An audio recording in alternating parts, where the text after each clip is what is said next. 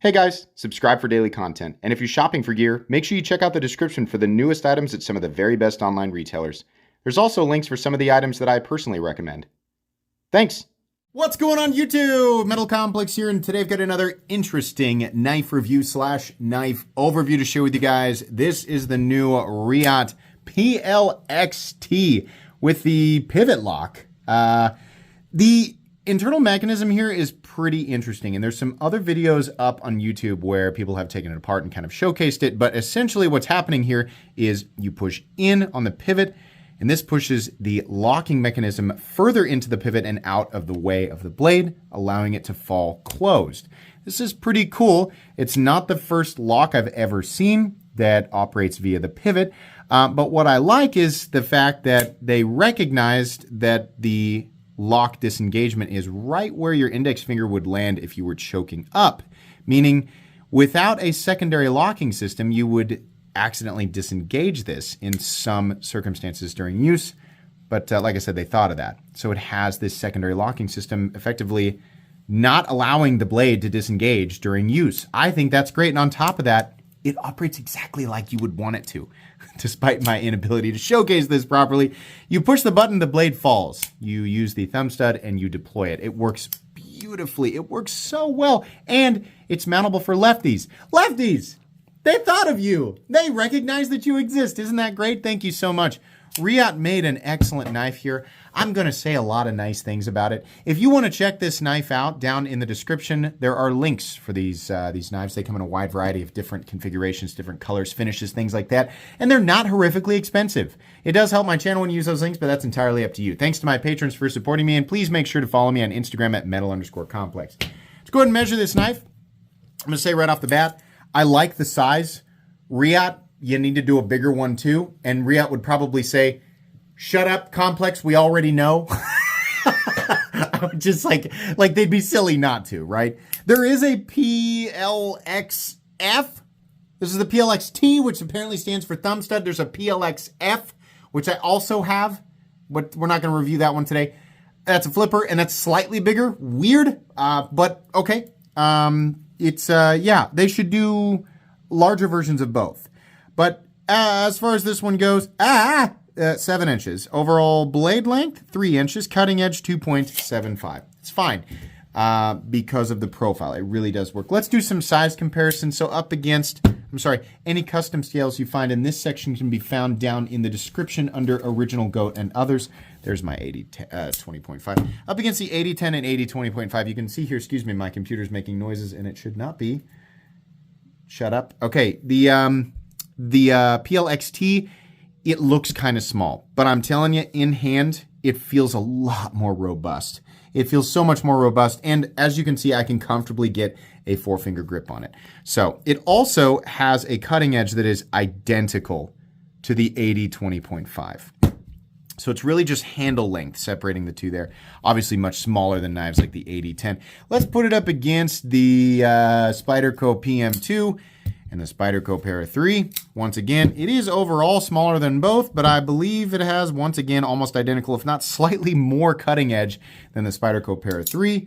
And then finally, let's put it up against the Benchmade Griptilian, or in this case, the Ritter Hogue and the Hogue Deca. There you go. All right, how's the action? I showcased it at the beginning. The action is exactly what you'd want it to be. It also works very well as a detent, which is interesting because it's almost like the softest and the final bit of movement that the blade is even capable of is where the detent takes over. Which I guess is the same with it's the same with any knife that operates. But you know what I mean? It's like where the detent engages is so near the end, and it's like a soft thud, but it's solid. It's not like a plunge lock where it's kind of a oh, we're getting in there. We're kind of starting to whoops. I'm going down the slide. Crunch. Like that's gross. It feels. I hate it. Right. Most button locks, I don't love how they feel. Here's a good one. Right, the Crowley. This is a good one, right? And here's what I'm kind of talking about. Ugh. It's kind of starts right here, and then you feel the whole descent, right?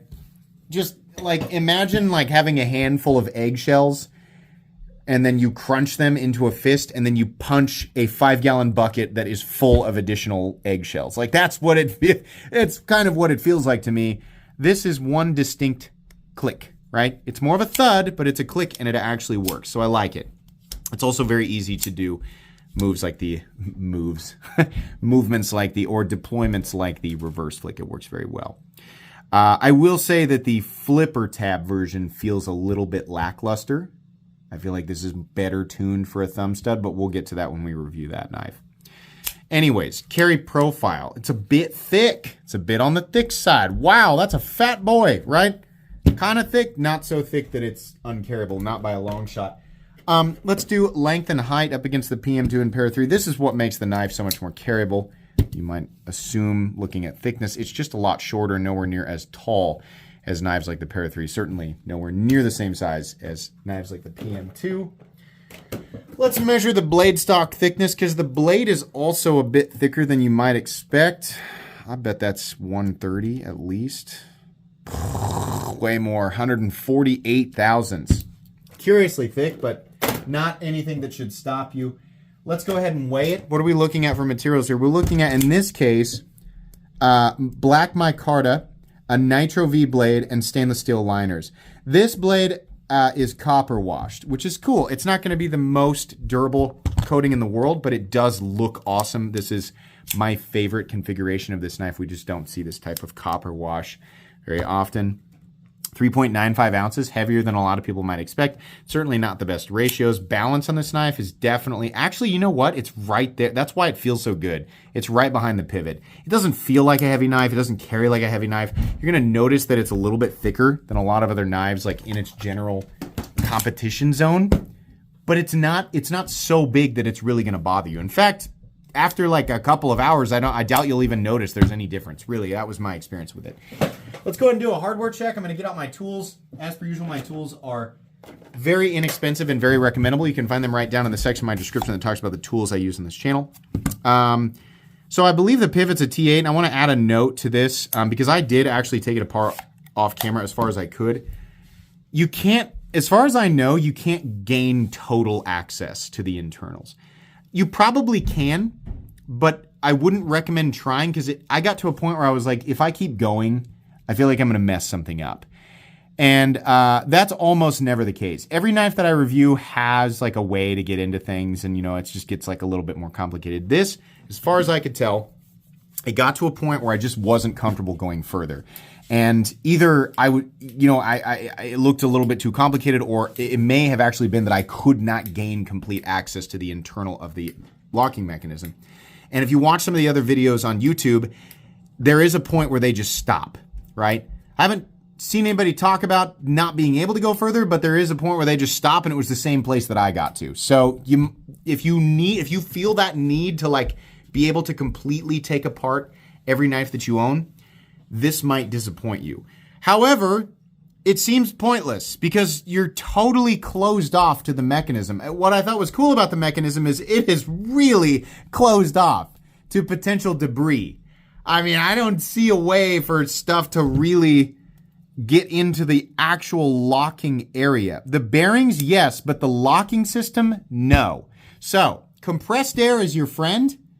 You'll probably be fine. You can even use soap and hot water if you didn't know that. You need to immediately blow it out afterwards and add some, something that's protective for the blade, but that's pretty much it. So basically, people that really need to be able to separate every individual part of their knife for whatever reason, I know some of you are like that, you're not going to like this. For everybody else on the planet, which I have to assume is 99.99999% of you, this is actually pretty good, right? The pivot is a T8.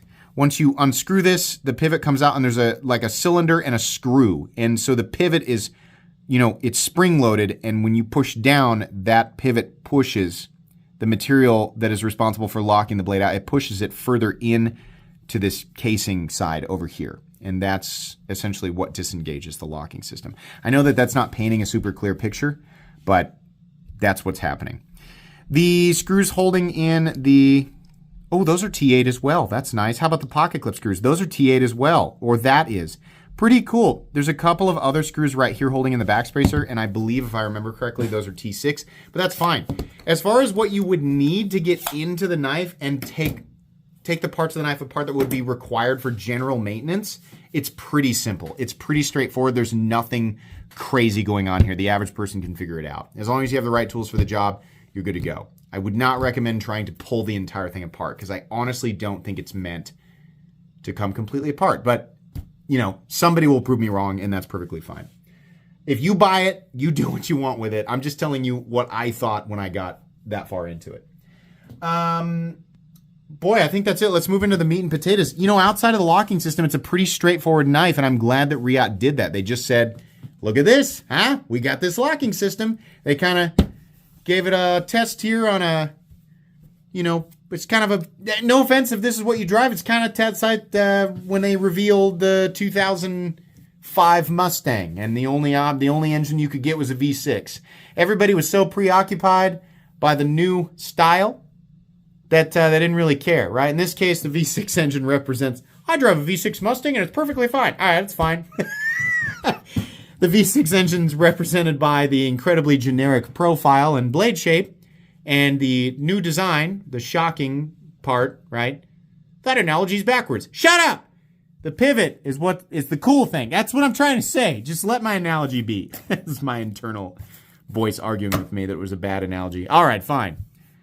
It's a good idea, though, because the implication here is that they can put this lock on a bunch of different stuff, and I hope they do. Really hope they do. I would say, though, given this safety feature here, it works, but it's a little dainty. Reate, you need to beef up this safety system here because people are going to test this. You're going to get that whole, there's going to be a whole bunch of, let me tell you this. The locking system is plenty durable to withstand reasonable spine impacts and force. Now, you're going to get those YouTubers who will sort of prey on they'll over-sensationalize the spine whack test, right? I knew there was a new wave of that coming, and we're living that on YouTube, and it's very unfortunate, right? But you get those content creators who'll be like, look at this! Brand new popular locking system fail! And they'll blow it up, and people just eat it up because it's not a reasonable test, right? But it makes for a great thumbnail, and it makes for really overly sensationalized content, right? No, the lock is fine. But realistically, Reate, you do need to beef up this safety, definitely, because that's what's responsible for keeping the locking system from disengaging. And it works, but if you beef it up a little bit, you're going to mitigate a lot of the nonsense by so much, right? Find a way to beef this up. That would be my honest suggestion. But as far as general use, like if you're like, hey, listen, Complex, I'm just like a regular guy who's going to like take it out. I'm going to use it, right? I'm probably going to use it outside a little bit, going to cut, maybe I'm going to cut through some heavy, rubber, wood, rope, stuff like that periodically. And there's a chance I could get it wedged somewhere and kind of have to wiggle it out, right? Am I good to go? Yeah, because you're a reasonable person. Now, if you're like, hey, Complex, listen, my occupation is pounding on railroads with the back of my knife repeatedly until my knife explodes. How's this going to fare?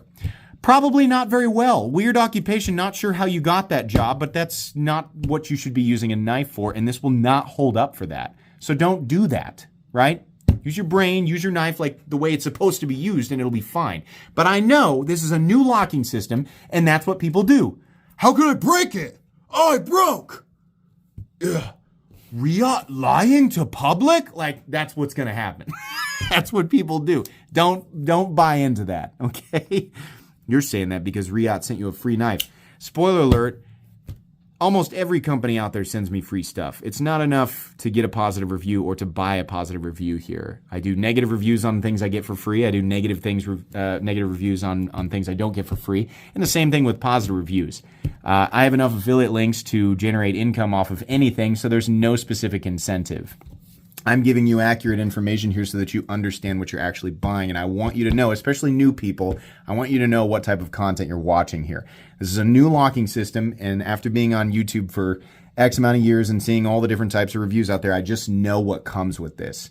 All I'm saying here is the locking system is great. Reate, you should beef that up because people are going to test it for right or wrong reasons. Yeah, outside of that, I think the locking system is great and it's very solid. Ergonomically, it's good because we have a very traditional overall knife profile design. I think it looks good. It feels good.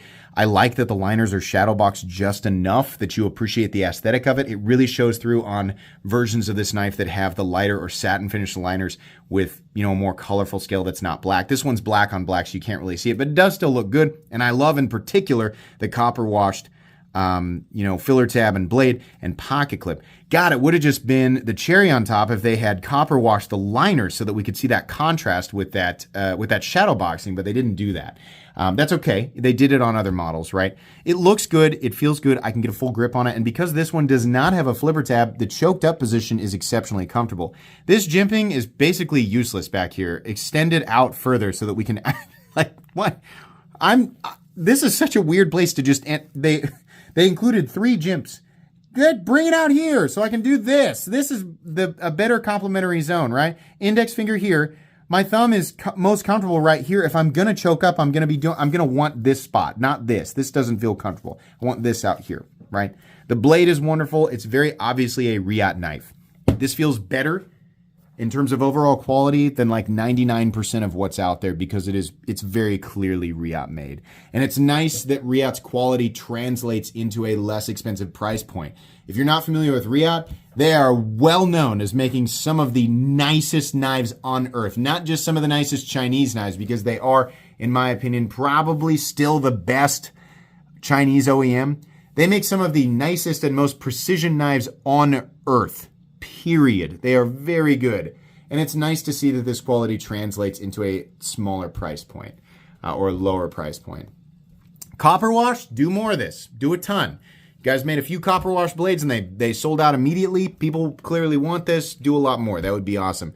Nitro V, not normally a steel that we see in the production world at this price point, but almost ironically, definitely a steel that you see at the custom end of things. Nitro V is a steel that is easy to grind.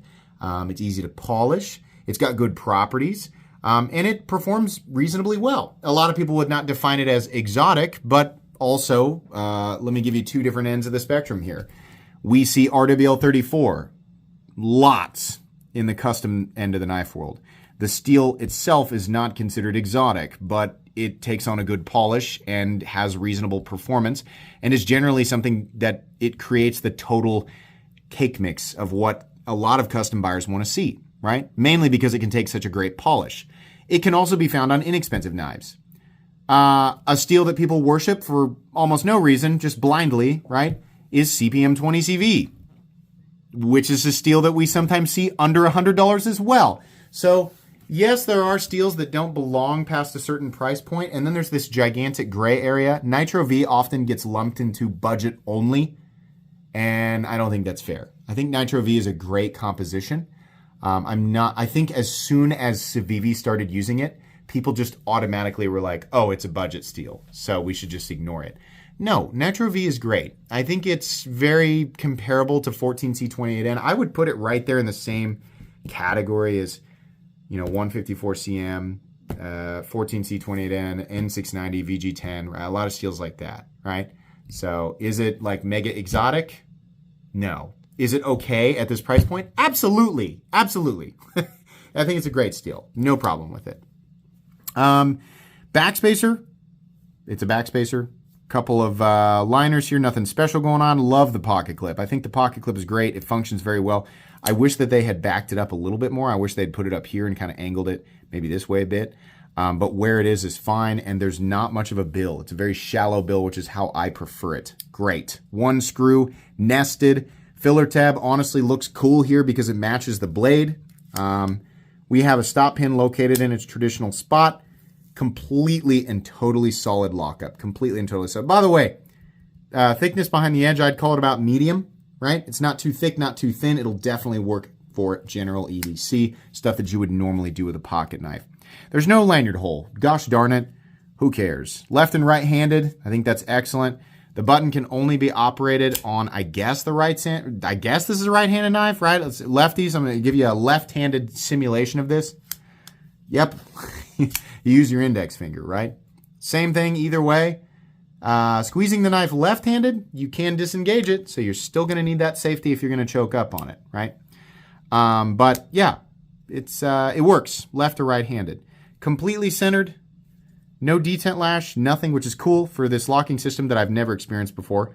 No pivot lash or anything like that. It's all great. No stick, really cool. Base price of this knife is $112. I love this knife. I think this is awesome. If you're not somebody whose occupation is banging on the railroad with the spine of your knife, then this will work really great. Also, as long as your knife is not your grappling hook, your hammer for anything, or your means of breaking into bomb shelters, the lock will hold up just fine. I don't know why that's a standard for some people, but it is apparently, according to people on the internet. If you're a regular, reasonable consumer, this will be a great addition to your EDC. It really is fantastic. I would love you to keep making this one, and I want you to make a bigger one. I want you to make one that's like 8 inches. A lot of people are going to be happy with a bigger version of this, definitely. Also, I'm sure they're, again, saying, yeah, shut up, we know. We definitely want to see this on a lot of knives. I want the safety system to be refined. I mean, honestly, a spine safety might be kind of cool. Some people would like that. Some people wouldn't, right? Technically, there's an opportunity and a possibility for accidental disengagement no matter where you put it. But I would like it to be beefed up, and I honestly would like it to be a little bit harder to engage and disengage. I think that probably would sit better with people, but it definitely does need the additional safety. It needs it, period. Yeah, I recommend this knife. It's not a budget knife. A lot of people are going to look at it and say it's not budget. Those are budget materials that should be a lot less expensive. I disagree. I think this is clearly a nicer knife than what we generally expect to see under $75, which is what I consider to be the budget territory. I think this is well deserving of the price tag, and I think the majority of people who pick this up will like it unless your hands are huge, in which case a bigger version will be preferable. So hopefully Reate does that. But that's it. I'll link this knife down below. Pick it up. It's awesome. It's a great knife. Thanks to Reate for sending it in. I will probably give it away on a live stream, which usually occurs Fridays at 6:30 p.m. Central Standard Time. Please make sure to follow me on Instagram at metal_complex. If you enjoyed this video, leave a like. If you'd like to check out my other content, I do, of course, have lots of videos of knives that are either expensive or inexpensive that I do or don't like, so check those out. And if you enjoy all my content, go ahead and click on that Metal Complex logo right there and subscribe because there's definitely more coming. Thanks again for watching, everybody, and have a great day.